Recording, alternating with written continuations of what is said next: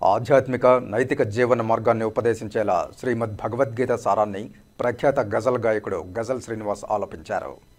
Academy of Fine Arts ఆధ్వర్యంలో శనివారం సాయంత్రం తిరుపతిలోని కచ్చపి ఆడిటోరియంలో శ్రీమద్ భగవద్గీత గజల్ గానం నిర్వహించారు. భగవద్గీతలోని శ్లోకాలను గజల్ శ్రీనివాస్ రాగయుక్తంగా ఆలపించి అందరినీ ఆకట్టుకున్నారు.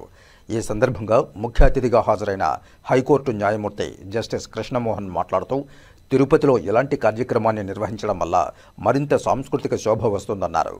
అలాగే టీటీడీ మాజీ చైర్మన్, తిరుపతి మాజీ ఎమ్మెల్యే డాక్టర్ చదలవాడ కృష్ణమూర్తి మాట్లాడుతూ, తిరుపతిలో జీవించడమే ఒక అదృష్టమన్నారు. పవిత్రమైన తిరుపతిలో ఇటువంటి కార్యక్రమాలు సుహృద్భావ వాతావరణాన్ని కలుగజేస్తాయన్నారు.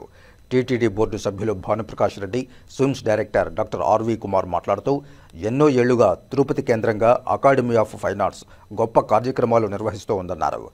ఆంధ్రప్రదేశ్ హస్తకళల అభివృద్ధి సంస్థ చైర్మన్ డాక్టర్ పసుపులేటి హరిప్రసాద్ మాట్లాడుతూ, గజల్స్ అంటేనే గజల్ శ్రీనివాస్ పేరు గుర్తుకు వస్తుందని, తిరుపతిలో ఈ కార్యక్రమం నిర్వహించడం భక్తుల్లో ఆధ్యాత్మిక భావాన్ని ఇనుమడింపజేసిందన్నారు. ఈ సందర్భంగా గజల్ శ్రీనివాస్ను కలంకారీ శాలువతో ఘనంగా సత్కరించారు. Greenery and beautification chairperson, Tirupati మాజీ ఎమ్మెల్యే సుగుణమ్మ మాట్లాడుతూ, గజల్ శ్రీనివాస్తో తిరుపతికి చిరకాల అనుబంధం ఉందని, మాజీ ఎమ్మెల్యే వెంకటరమణతో మంచి స్నేహ సంబంధాలు ఉండేవని గుర్తు చేశారు. గజల్ శ్రీనివాస్ ఆలపించిన ఆడియో పెన్ డ్రైవ్ను ఆవిష్కరించారు. శతావధాని ప్రవచనకర్త ఉపలధడియం భరత్ శర్మను గజల్ శ్రీనివాస్ ప్రత్యేకంగా సత్కరించి శ్రీమద్ భగవద్గీత పెన్ డ్రైవ్ను బహూకరించారు. అనంతరం Urban Development Finance and Infrastructure Corporation director Uka Vijayakumar బృందం గజల్ శ్రీనివాస్ను సన్మానించారు. అంతకుముందు ఎస్వి సంగీత నృత్య కళాశాల ప్రిన్సిపాల్ ఉమా ముద్దుబాల బృందం ప్రదర్శించిన అష్టలక్ష్మి వైభవం నృత్య రూపకం ఆహుతులను అలరించింది. ఈ సందర్భంగా గజల్ శ్రీనివాస్ను, అతిథులను అకాడమీ ఆఫ్ ఫైన్ ఆర్ట్స్ గౌరవ కార్యదర్శి పాండ్ర సురేంద్రనాయుడు సత్కరించారు.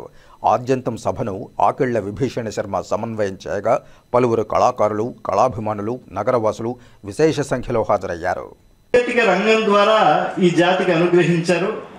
దానిలో ఉండేటువంటి ఆధునిక సమాజానికి ఉపయోగపడే అంశాలను కానీ, మహనీయులకు మేధావులకు అందేటువంటి అంశాలను కానీ పెద్దలు, న్యాయమూర్తులు వారి యొక్క దివ్యమైనటువంటి సందేశం ద్వారా మనం ఓం నమో వెంకటేశాయ.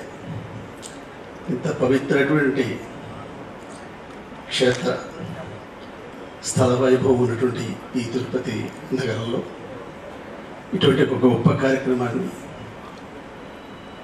రూపొందించి ఇది మనందరికీ అందించాలనేటువంటి కృషి చేసినటువంటి ఆర్గనైజర్స్కి, కర్మయోగిలాగా డాక్టర్ గజల్ శ్రీనివాస్ గారు చక్కగా మనందరి కోసం, ఈ సమాజం కోసం, ఈ ధర్మ పరిరక్షణ కోసం ఈ 701 శ్లోకాలు మొత్తం భగవద్గీతలు కూడా సరళమైనగా, చక్కగా, ఎంతో ప్రస్ఫుష్టంగా, చక్కగా ఎక్కడ తప్పు లేకుండా, పొల్లు లేకుండా సంస్కృత భాషను చక్కగా అన్వయం చేసుకొని అందరికీ అర్థమయ్యేటువంటి రీతిలో చక్కగా గానం చేశారు. అది మనం వింటూ కూడా నేర్చుకునేటువంటి ప్రతి ఒక్కరూ, అన్ని తరగతుల వారు, ప్రతి ఏజ్ గ్రూప్ వాళ్ళు కూడా చక్కగా అది మనం వింటూ మనం కంఠోపాఠం చేయగలిగినటువంటి వీలుగా కల్పించేట్టుగా ఆయన యొక్క ఈ గొప్ప యజ్ఞాన్ని ఆయన పరిపూర్తి చేసి మనందరికీ అందించారు. ఈరోజు తిరుమలగిరుల్లో ఈ కొండల మీద, ఈ కలియుగ వైకుంఠమైనటువంటి మన సప్తగిరుల మీద, అలాగే దేవాలయాలు, టీటీడీ ఆధ్వర్యంలో ఉన్న దేవాలయాలన్నింటిలోనూ కూడా ఈ భగవద్గీతను మనం తెలియజేసి అది అందరికీ భక్త కోటికి అందుబాటులో ఉండాలనేటువంటి ఒక గొప్ప సంకల్పంతో ఇవాళ భానుప్రకాష్ రెడ్డి గారిని పిలిచి వారికి అందించడం జరిగింది నా ద్వారా. దీనికి ముందు ప్రతి ఒక్కరికి కూడాను మరొకసారి నా ధన్యవాదాలు తెలియజేస్తున్నాను. అలాగే ఆకిళ్ల విభీషణ శర్మ గారు చెప్పినట్టు గజల్ శ్రీనివాస్ గారు అందరికీ సుపరిచితులే. ఎన్నో వేల గజల్స్ ఆయన గానం చేశారు. ఎన్నో వేల కార్యక్రమాల్లో ఆయన గజల్స్ అందరికీ ఖండాంతరాలలో ప్రతి సమాజానికి కూడా ఆయన అందించారు. 125 భాషల్లో ఆయన మరి అక్రాస్ ది వరల్డ్ ఆయన గజల్స్ గానం చేశారు. ఆయన ఒక పెద్ద శాంతి కపోతలు కూడా. ఎప్పుడు యుద్ధ వాతావరణంలో ఉన్నటువంటి దేశాల్లో కూడా ఆయన ఒక శాంతి కాముకుడై మన భారతీయులు అంటే ఏమిటి, వారి ఔన్నత్యం ఏమిటి, ప్రపంచ శాంతికి భారతీయులు ఇచ్చేటువంటి ఇంపార్టెన్స్ ఏమిటనేది తెలియజెప్పడం కోసం ఆయన ఎంతో రిస్క్ చేసి కూడా అటువంటి దేశాలకు వెళ్ళి వాళ్ళ భాషలో ఆయన గజల్స్ గానం చేసి వారందరి మనల్ని పొందిన గొప్ప వ్యక్తి డాక్టర్ గజల్ శ్రీనివాస్. వారు చెప్పినట్టు ఇందాక తెలుగులో గజల్స్ అంటే వారే నాంది పురుషుడు. చక్కగా ఆయన పేరే గజల్ శ్రీనివాస్గా మార్చుకొని ఆయన ముందుకు సాగుతున్నారు. అలాగే మన తెలుగు భాషకు కూడా ఆయన ఎంతో గొప్ప సేవ చేస్తున్నాడు. ఒక ఆంధ్ర సరస్వతి పరిషత్తు అతిముగా స్థాపన చేసి ప్రభుత్వం చేసేటువంటి పనులు, ప్రభుత్వం చేసే పనుల కన్నా కూడా ఏమాత్రం తగ్గకుండా మాతృభాషకు ఆయన ఎల్లేని సేవ చేస్తున్నారు. అలాగే ఆయన ఈ సేవ్ భారత్ టెంపుల్స్ అధ్యక్షులుగా ఉంటూ ఎన్నో పురాతనమైన దేవాలయాలకు జీర్ణోద్ధరణ చేసేటువంటి క్రమంలోనూ, గోశాలను పరీక్షించేటువంటి కార్యక్రమంలోనూ, ఇతర ధర్మ కార్యక్రమాలు ఎక్కడ ఉన్నా కూడా మా సపోర్ట్ ఉంటుంది అని ఆయన ముందుంటారు. ఇటువంటి గొప్ప చేస్తారు రాబోయే రోజుల్లో. కానీ నాకు కూడా 51లోకి వచ్చేసాను.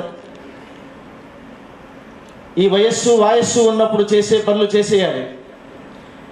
అది కూడా సేవ్ టెంపుల్స్ భారత్ చైర్మన్గా, ఆంధ్ర సారస్వత పరిషత్ అధ్యక్షుడిగా, ధర్మానికి ఒక పక్క భారతీయ సంస్కృతికి సేవ చేస్తున్న ఈ తరుణంలో శ్రీమద్ భగవద్గీతని గానం చేయాలన్న ఉద్దేశం ప్రబలంగా శ్రీకృష్ణుడు నా గుండెను పట్టుకుంటే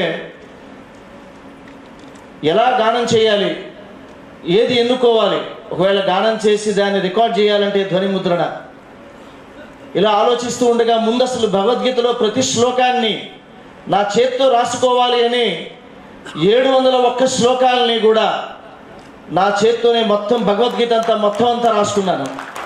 రైళ్లల్లో, ఫ్లైట్లలో, నా కారులో వెళ్తూ ఎక్కడ ఖాళీ దొరికితే అక్కడ నెలల పాటు భగవద్గీతతోనే గడిపాను. ఆ భగవద్గీతని గానం చేస్తున్నప్పుడు ప్రతి అక్షరాన్ని, ప్రతి శబ్దాన్ని సొంతం చేసుకోవాలి అన్న ఆలోచన. భగవద్గీత చాలాసార్లు విన్నాను నేను. గంధర్వ గాయకుడు ఘంటసాల గారు గానం చేసినటువంటి భగవద్గీత 108 శ్లోకాలు వారు గానం చేశారు. కానీ దానిని మనం సరిగ్గా ఉపయోగించుకోలేకపోతున్నాం. దాన్ని సరైనటువంటి స్థలంలో ఆ భగవద్గీతని మనం ప్లే చేయడం లేదు. ఎక్కడన్నా పొరపాటున ప్లే చేస్తే గౌకిని అందరూ కూడా వెళ్ళాలని అనుకుంటున్నారు. ఎవరన్నా చనిపోయారా ఏమిటి, స్వర్గస్థులయ్యారా, శివైక్యం అయ్యారని భయం కలుగుతుంది. ఎందుకో దాన్ని అలా అలవాటు చేసేశారు. తర్వాత జేసుదాస్ గారు పాడారు, లతా మంగేష్కర్ గారు పాడారు, అనురాధ పోద్వాల్ గారు పాడారు, అనేక మంది నేను విన్నాను.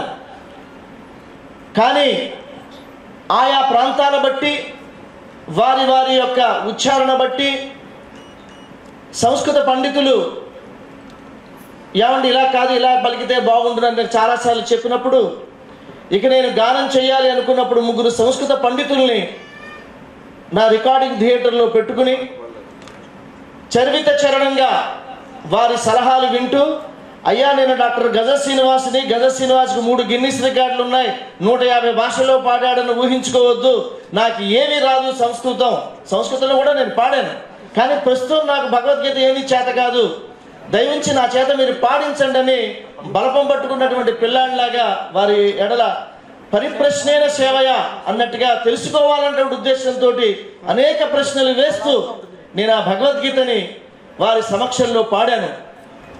మళ్ళీ ఊరుకోలే, నేనే వారిని హింస పెట్టాను. ఏమండి మళ్ళీ వెతకండి ఏదైనా తప్పులు ఉన్నాయేమోనని.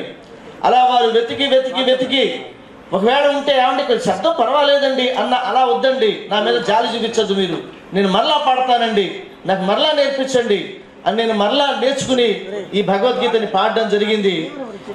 తర్వాత ఈ తాత్పర్యము ఎవరికి చెప్పాలి, ఎన్నో భగవద్గీతలు నా మంచం మీద పెట్టుకుని రోజు నేను చదువుతున్నా. చివరికి పాలపర్తి శ్యామలానంద గారు, శ్రీనివాస్ గారు, స్వామిని శారదా ప్రియానంద చిన్మయ మిషన్ అద్భుతంగా ఆవిడ తాత్పర్యం రాశారు. చాలా సరళం, ప్రతివాడు, రిక్షావాడు, ఆటోవాడు అందరికీ, పండితుల దగ్గర నుంచి అందరికీ అర్థమయ్యేటట్టుగా ఈ తాత్పర్యం ఉన్నది. దయవుంచి దీనిని మీరు ఎన్నుకోండి అని అంటే నేను మళ్ళీ చిన్మయ మిషన్ వారికి మళ్ళీ ఫోన్ చేసి ఆ పుస్తకాలు తెప్పించుకొని ఆ తాత్పర్యాన్ని దానికి జోడించడం జరిగింది. ఇది పూర్తవుతున్న సందర్భంలోనే నాకు అనిపించింది, అసలు బైబిల్ ఎన్ని భాషల్లో ఉంది, భగవద్గీత ఎన్ని భాషల్లో దొరుకుతుంది అని. బైబిల్ చాలా భాషల్లో దొరుకుతుంది, మరి నా భగవద్గీత కొద్ది 6-7 భాషల్లో తప్ప మిగతా భాషల్లో దొరకడం లేదేమిటని బాధ కలిగి, ఏమైనా సరే భగవద్గీతని 100 భాషల్లో రికార్డ్ చేయాలనే వ్రతం పెట్టుకుని యజ్ఞం పెట్టుకుని ఇప్పటికీ 25 భాషల్లో ఈ భగవద్గీతని పూర్తి చేశానని మీ అందరికీ మనవి చేస్తున్నా. అందులో స్పానిష్, అరబిక్, మలయాళం, తుళు, లంబాడి, మలయాళం, తమిళ్, కన్నడ, పంజాబీ, హర్యానవి, అసామీస్, ఒడియా, మరాఠీ, గుజరాతీ, ఇలా అన్ని భాషల్లో ఇప్పటి వరకు 25 భాషల్లో పూర్తి చేశాను. మోదీ గారికి శ్రీవారికి అందించిన తర్వాత నాకు ఇష్టమైనటువంటి వ్యక్తి నా చేత కొన్ని ఇంపార్టెంట్ పాటలు పాడించినటువంటి, నాకు ఇష్టమైనటువంటి ఈ దేశం యొక్క బిడ్డ మట్టి వాసన డాక్టర్ నరేంద్ర మోదీ గారి చేత 25 భాషల్లో వీటిని రిలీజ్ చేయించాలని నా కోరిక. వారికి అతి త్వరలో వారికి సందేశం పంపించి వారి టైం తీసుకుని వారు వర్చువల్గా దాన్ని లాంచ్ చేస్తారా లేకపోతే వారి ఆఫీస్లో చేస్తారా వారి దయ. ముఖ్యంగా నేను రికార్డింగ్ చేస్తున్నప్పుడు, రికార్డింగ్ అయిపోయింది, నేను మిక్సింగ్ చేసుకుంటున్నాను, ఎవరన్నా దీన్ని వచ్చి పర్యవేక్షిస్తే బాగుండు మహాయోగి ఎవరన్నా అనుకుంటే, ఒకరోజు రాఘవులు గారు స్టూడియోకి వచ్చారు. చూడండి, విశ్వ హిందూ పరిషత్ నుంచి, రండి సార్ ఒక్కసారి నా భగవద్గీత వినండి సార్ అని అడిగా.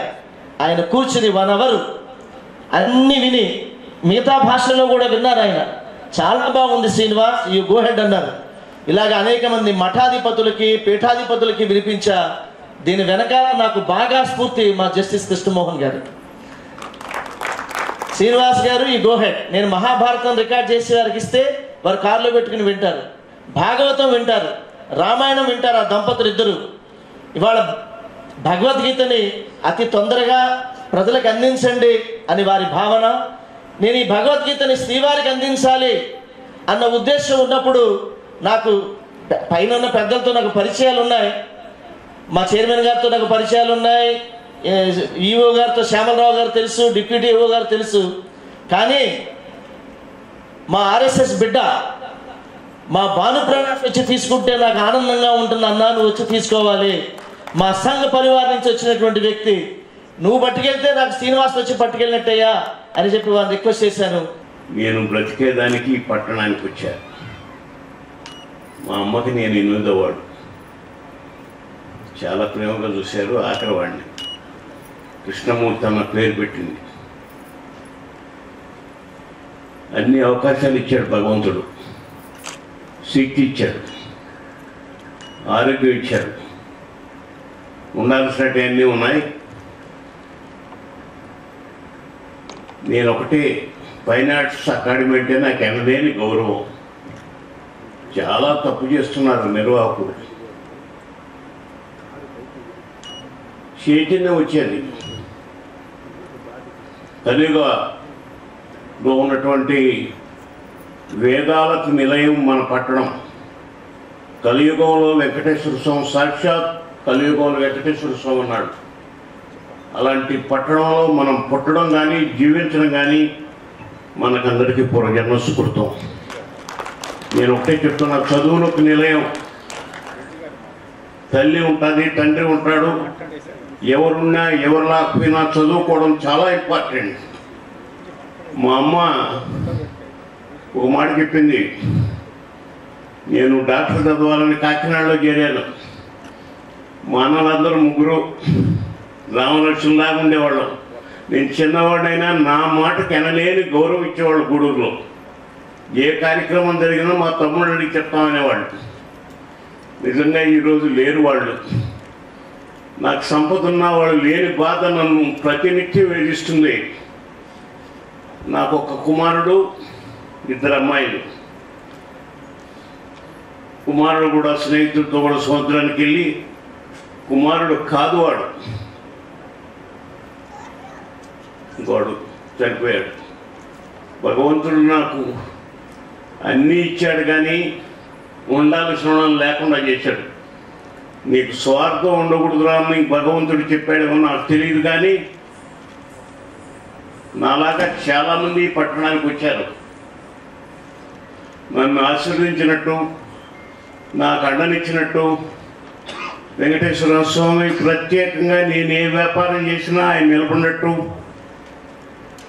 వ్యాపారాల్లోనే కాకుండా రాజకీయాల్లో కూడా తీసుకొచ్చాడు. మా అమ్మ చెప్పింది, ధర్మాన్ని వదలొద్దు, నువ్వు చేసే కార్యక్రమంలో ధర్మం ఉండాలా. నువ్వు అమ్యూజ్మెంట్ పార్క్ అంటే నాకు తెలియదు, అవన్నీ వద్దు. 150 ఎకరాలు మఫెట్స్ ఇండియా లిమిటెడ్ కొన్నాను. ఆ రోజు అందరూ అయిపోయాడు అన్నారు.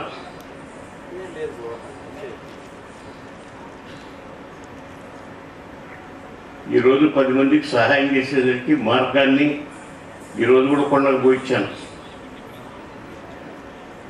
నాకు ఇచ్చినటువంటి వరం నేరుగా పోయేదానికి,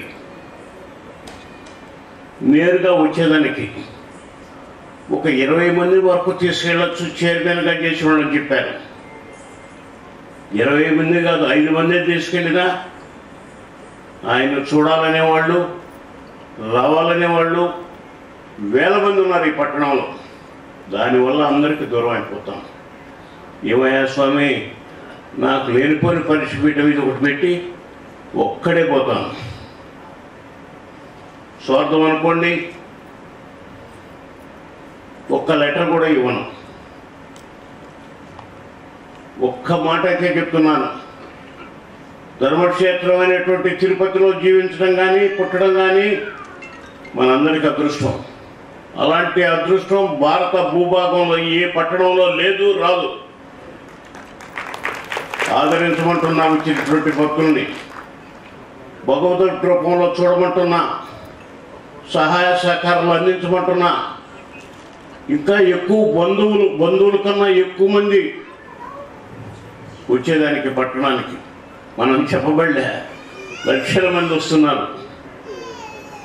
అలాంటి పట్టణంలో ఉన్నటువంటి మనకు నేను ఒకటే నిర్వాహకులకు చెప్తున్నా, వీడు చేసినా, ఫైన్ ఆర్ట్స్ అకాడమీ చేసినా, ఫిలిం సంఘం చేసినా సంబంధం లేని విషయం మాట్లాడుతున్నాను. ఇక్కడ చాలా కాలం తర్వాత ఫైన్ ఆర్ట్స్ అకాడమీ ఉన్నవాళ్ళు కొంత ఇబ్బందులు ఉన్నాయి. ఇందులో ఇబ్బందులు లేవు, అది అధిగమిస్తాం. ఈ కార్యక్రమాన్ని జరిపించిన నెలకో కార్యక్రమాన్ని మీకు అందరికి కూడా నేను హామీ ఇస్తున్నా. కలియుగ వైకుంఠంలో గోవింద నామ స్మరణ వినిపించేటట్టుగా, కనిపించేటట్టుగా ఇలాంటి శ్రీనివాస్ వచ్చినా, కృష్ణమూర్తి వచ్చినా, గోవింద స్వామి వచ్చినా, మనమందరూ దేవతల పేర్లు పెట్టుకుని ఉన్నాం.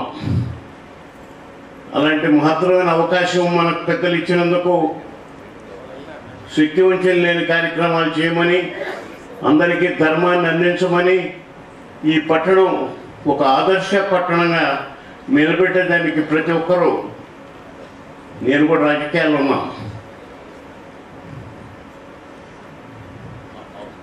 నాకు తెలియదు, ప్రాణం పోయినా తప్పు చేయను. నేను నాకు భగవంతుడు ఇచ్చిన డబ్బు ఖర్చు పెట్టాను, కానీ ప్రజల కోసం, పట్టణం కోసం జరిగే అభివృద్ధి కార్యక్రమాల్లో నేను చేపెట్టేది నాకు తెలియదు.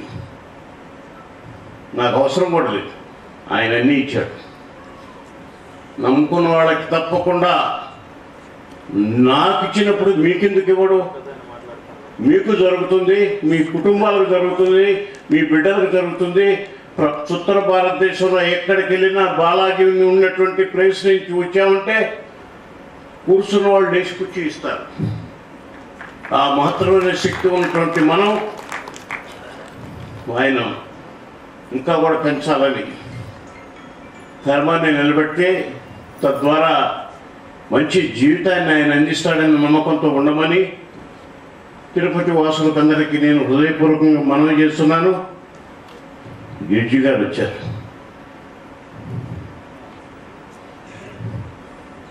ఆదర్శం. అలాంటి వాళ్ళందరూ కూడా ధర్మాల గురించి చెప్పడం కానీ, వివిధ రకాలైనటువంటి దేవుళ్ళని మనం అందరం కూడా పూజిస్తున్నాం. ప్రపంచంలో లేనిది మనకన్నా సంపన్నమైనటువంటి కొంతమంది దేశవాసులు, అమెరికా, చైనా, శ్రమను నమ్ముకున్నటువంటి భారతీయులకి క్యారెక్టర్ ఉంది. తల్లి, తండ్రి, గురువు, దైవం. అలాంటి అనుబంధం ఉన్నటువంటి మనమందరం ధర్మం కోసం పనిచేయాలని, ఆయన పాదాల చెంత ఉన్నటువంటి మనమందరం వీలైనంతమంది సహాయ సహకారంలో వచ్చినటువంటి భక్తులకు అందించడానికి మీరందరూ ఉపయోగపడాలని మనందరూ కూడా రాజకీయ నాయకులకు కూడా చెప్తున్నాను. నేనంతా పెట్టి వచ్చాను, అది ఇస్తే పోతాను, కరెక్ట్ కాదు ఆ మాట. భగవంతుడు ఉన్నాడు ఇక్కడ. భగవద్నిలయమైనటువంటి తిరుమల తిరుపతి దేవస్థానం గొడుగు కింద ఉన్నటువంటి మనందరికీ మంచి జరుగుతుంది. మీ అందరికి కూడా ఇచ్చేసినటువంటి ఆహుతులందరికీ కూడా మంచి కార్యక్రమాలను జరపమని నిర్వాహకుల్ని నేను హృదయపూర్వకంగా, ఫైనాన్స్ అకాడమీ కానీ, ఫిల్మ్ డెవలప్మెంట్, నేను ఫిల్మ్ వాడినే, నాకు తెలియని దక్షిణ భారతదేశంలో సినిమా నటుడు కానీ నటీమణులు కానీ లేరు. ఆదరించారు. మీరిచ్చిన డబ్బే ఆస్తులే నా దగ్గర ఉన్నది. ఈనాడు నాకు కొత్తగా ఏమి రాలేదు. అందువల్ల ఆదరించమని, మీ అందరూ ఏ కార్యక్రమం చేసినా విజయమని, మహతిలో ఎందుకు పెట్టలేదో నాకు తెలియదు, అలవాటు పడ్డారు అక్కడ అందరూ. నేను కూడా మహతి తిరుక్కొని వచ్చాను, ప్రాబ్లం ఏమీ లేదు. టీటీడీ దేవస్థానం ఇలాంటి కార్యక్రమాలు జరిపేదానికి ఉచితంగా ఇవ్వాలి కానీ భక్తులు ఇచ్చిన డబ్బది. కరెంటు బిల్లు కట్టమని ఇవన్నీ కోరడం కరెక్ట్ కాదు. అధికారులకు కూడా భగవంతుడు చూస్తున్నాడు ఏమిటి ఇలా పరిస్థితి అని. తప్పకుండా నమ్ముకున్న వాళ్ళకి భగవంతుని అండ, ధైర్యం, వాళ్ళ కుటుంబంలో బిడ్డలకు చదువు, ఆరోగ్యం అన్నీ అందిస్తాడని, ఆయన అందరినీ ఆశీర్వదించమని, అండగా ఉండమని. తల్లి, తండ్రి కొంతకాలం ఉంటారు, శాశ్వతంగా మీరు నమ్ముకునే దైవం మీతో ఉండాలని నేను వెంకటేశ్వర స్వామిని ప్రార్థిస్తూ మీ అందరికీ సెలవు తీసుకుంటున్నాను. అటువంటి తిరుపతిలో మనం జీవిస్తున్నందుకు, ఆ అవకాశం ఇచ్చినందుకు ఆ దేవదేవుడికి పాదాభివందనం చేస్తూ, ఈరోజు ఈ యొక్క గొప్ప కార్యక్రమం శ్రీమద్ భగవద్గీత అన్ని భాషల్లో, దాదాపు 25 భాషల్లో పాడి వినిపించడం అంటే గొప్ప విషయం. ఆ ప్రోగ్రాంకి విచ్చేసిన మన ముఖ్య అతిథులు సోదరులు శ్రీనివాస్ గారికి మనస్ఫూర్తిగా ధన్యవాదాలు తెలియజేస్తూ, ముఖ్యంగా నేను 2 మాటలు మాట్లాడతాను, చాలామంది చాలా మాట్లాడాను. అంటే భగవంతుడి యొక్క మహిమ చెప్పాలంటే, ఈ ఊరికి ఉత్తచలతో వచ్చాను, చదువును చేత పట్టుకొని. ఆ దేవదేవుడు వెంకటేశ్వర స్వామి వారు ఒక కుడి జీర్ణోద్ధరణ చేస్తే, ఆ స్వామివారిని నిత్యం పూజిస్తే నాకు 1000 కోట్ల డబ్బు లేదు, మా తల్లిదండ్రులు రాజకీయాల్లో లేరు, పదవుల్లో లేరు, అయినా ఆ దేవదేవుడు ఆయన పాలక మండలిలో స్థానం కల్పించి దాదాపు 700 రోజులు ప్రతిరోజు ఆయన దర్శనం చేసుకొని సుప్రభాతం, స్తోత్రం, ప్రపత్తి, మంగళశాసనం అన్నీ ఆయన ముందు నిలబడి చదువుకొని దర్శనం చేసుకొని వచ్చే భాగ్యం కల్పించినందుకు ఆ దేవదేవుడికి ధన్యవాదాలు తెలియజేస్తున్నాను. ఆ అవకాశం కల్పించిన మా నాయకుడు పవన్ కళ్యాణ్ గారికి కూడా ధన్యవాదాలు తెలియజేస్తున్నాను. ఈరోజు భగవద్గీత, శ్రీమద్ భగవద్గీత మన గజల్ శ్రీనివాస్ గారు, ఆయన గజల్స్ అన్నా, ఆయన పాటలన్నా అమ్మ చేతి మీగడ పెరుగన్నం ముద్దలాగా రుచికరంగా, అమ్మ చేతి మీగడ పెరుగన్నంలాగా, చల్లని వెన్నెల్లాగా, వెన్నెల చూస్తే మనకి ఎంత ఆనందం కలుగుతుందో అటువంటి వెన్నెల్లాగా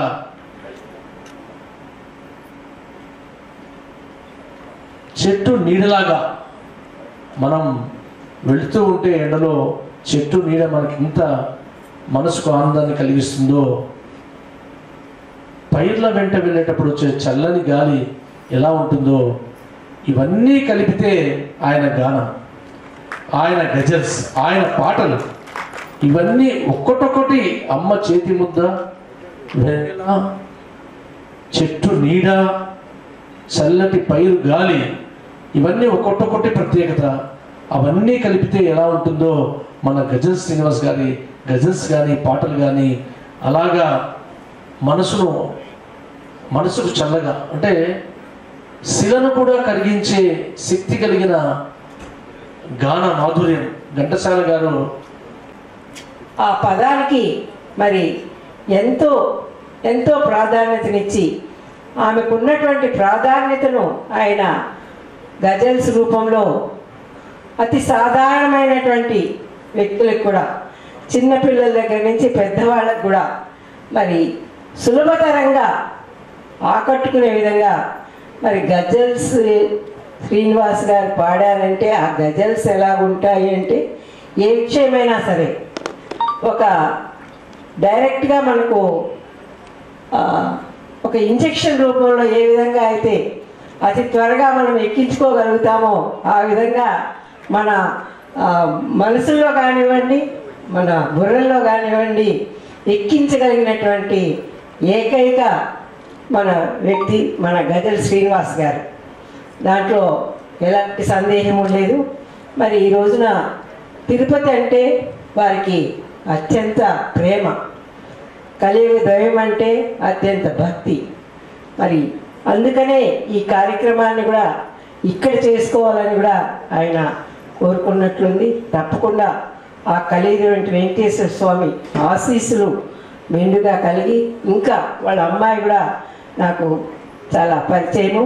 ఆ అమ్మాయి మరి కుటుంబ సభ్యులంతా కూడా ఆ కలియుగ వెంకటేశ్వర స్వామి ఆశీస్సులు మెండుగా కలిగి ఇంకా ఎంతో ఈ సమాజానికి, ఈ తెలుగు, ముఖ్యంగా తెలుగు అంటే ఆయనకు అత్యంత ప్రేమ. ఈ రోజున 25 భాషల్లో ఈ గీతను, మరి గీత అనేది ఇప్పుడే చెప్పారు రాఘవులు గారు కూడా, ఇది ఒక మన జీవన గీత. ఏ ఒక్కరికో గీత కాదు, ఇది జీవనానికే గీత. ప్రతి ఒక్కరు ఎవరైతే జీవించుంటారో, ఎవరికైతే జీవితం ఉంటుందో వారందరికీ కూడా పాడుకోగలిగినటువంటి ఒక జీవన గీతాన్ని కూడా అత్యద్భుతంగా చెప్పడం జరిగింది. ప్రతి ఒక్కరం కూడా మరి ఇప్పుడు అయితే పాఠశాలలు అయితేనేమి, కాలేజెస్లో అయితేనేమి, అన్ని చోట్ల దీనికి ఒక మంచి ప్రాముఖ్యతనిచ్చి ప్రతి ఒక్కరూ మన గీత, హిందువుల గీత రావాలని సామి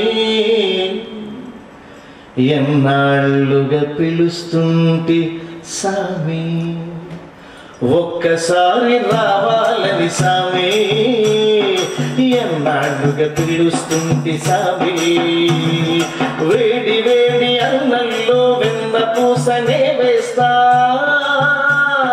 వేడి వేడి అన్నంలో వెన్న పూసనే వేస్తా,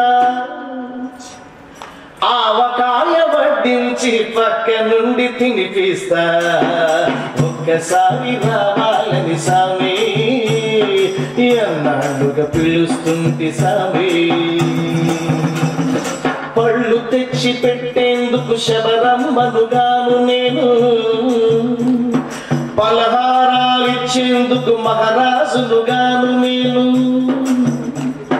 పళ్ళు తెచ్చి పెట్టేందుకు శబరమ్మనుగాను నేను, పలహారాలిచ్చేందుకు మహారాజునుగాను నేను, ఈ పేదింట్లో వంట తింటే పేరేవి తరగదులే, ఈ పేదింట్లో వంట తింటే పేరేవి తరగదులే, మా ఇంట్లో డైనింగ్ టేబుల్ కూడా లేదు. గొంగట్లో కూకుంటే సరే, గొంగట్లో కూకుంటే గొప్పేమి కరగదులే, ఒక్కసారి రావాలని సామి ఎన్నాళ్ళుగా పిలుస్తుంటే సామి. పూల పరుపులేసేందుకు దొరల బిడ్డగానయ్యా,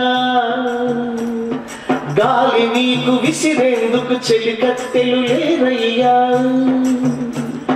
పూల పరుపులేసేందుకు దొరల బిడ్డగానయ్యా, గాలి నీకు విసిరేందుకు చెలికత్తెలు లేరయ్యా. మరి ఆ సాములు ఎలా పడుకోబెట్టాలి? మా ఇంట్లో డబ్బులు కట్ట మంచాలు లేవు. ఒకవేళ ఉన్నా నేను పడుకునే మంచం మీద ఆ సామిని పడుకోబెట్టలేను కదా. మరి ఎలా పడుకోబెట్టాలి ఆ సామిని? ఆవకాయ వేసి వెన్నపూస వేసి పెట్టాను. హరిప్రసాద్ గారు ఎలా పడుకోబెడదాం ఆయన్ని? పూల పరుపులేసేందుకు దొరల బిడ్డగానయ్యా, గాలి నీకు విసిరేందుకు చెలికత్తెలు లేరయ్యా. అరుగు మీద కూకుంటా తొడ మీద ఒరుగు సామి, అరుగు మీద కూకుంటా తొడ మీద ఒరుగు సామి. తలను కాస్త నిమురుతుంటా నిదురది నా సామి, ఒక్కసారి రావాలని సామి ఎన్నాళ్ళుగా పిలుస్తుంటే సామి. పిడికెడన్ని అటుకులకే పొంగిపోయినావంట, పడవ నిన్ను దాటిస్తే పరవశించినావంట. యువతకి దయగలవాడో వెంకటేశుడనుకోటి,